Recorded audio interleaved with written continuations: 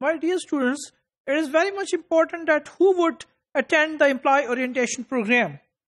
So participants, there are mixed views as to the best composition of an orientation program. There are those who favors the one-size-fits-all approach. After all, everyone is working for the same company. This is one approach, that one employee orientation program should be for everyone because everyone is working for the same organization.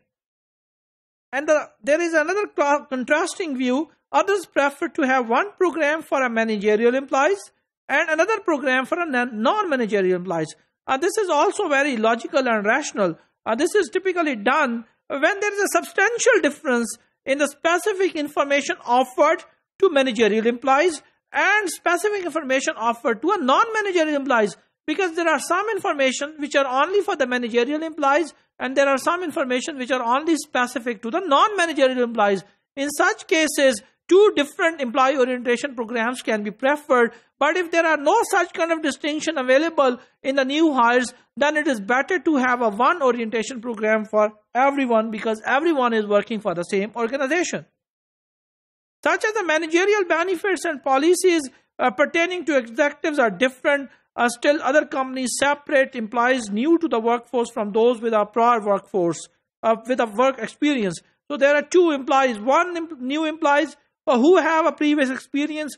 So their understanding is different from those employees who are new graduates and first time joining any of the organization. So there can be two different programs.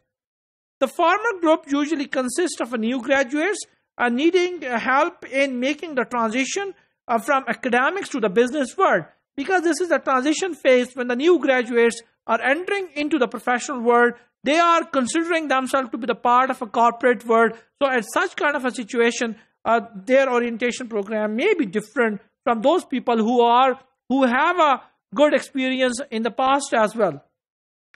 Then there are companies that have a special orientation sessions for sales and marketing staff, because sales and marketing staff are different from the other staff because they need some special kind of orientation training, and they must be segregated from a technical employees, because the information which are important for the technical employees are different for the sales and the marketing staff.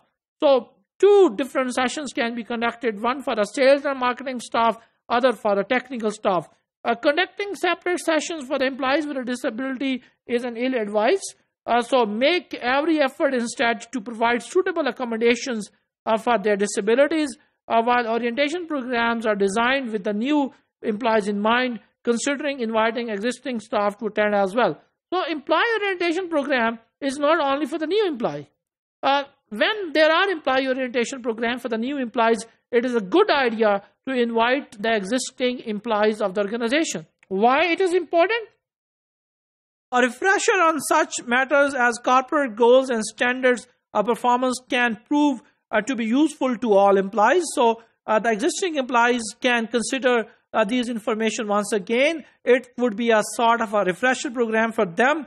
It can also motivate existing employees to feel that they are of a continuing importance to the company. So it is sort of a reinforcement strategy that you are conducting such kind of a program for the existing employees in line with the new employees, and the existing employees are considering themselves a new one, and they are considering themselves that they are the important and integral part of that organization. Having existing staff attend the same session as the new employees also allows for an exchange between the two groups. This is a wonderful idea that you are conducting an employee orientation session for the new employees, and you are also inviting existing employees over there.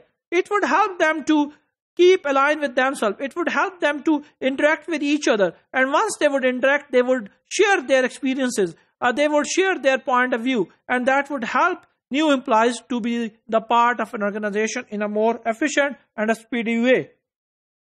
Because discussion is an important element of an effective orientation program, the number of participants should be limited to a maximum of 20. If you would increase the number of participants, obviously the effectiveness of employee orientation program would go down. The ideal group size is from 12 to 15. Limiting the group size encourages better exchange between the new employees and existing employees, and while allowing for questions to be asked and responded to. So if the number of employees would be more, there would be less exchange of the information with each other, and the effectiveness of orientation program would go down. So better to make a limited number of groups. However, having too small group can make the participants feel conspicuous and self-conscious. So it is better to have a balance between too large group and too small group, so the orientation program can be more effective.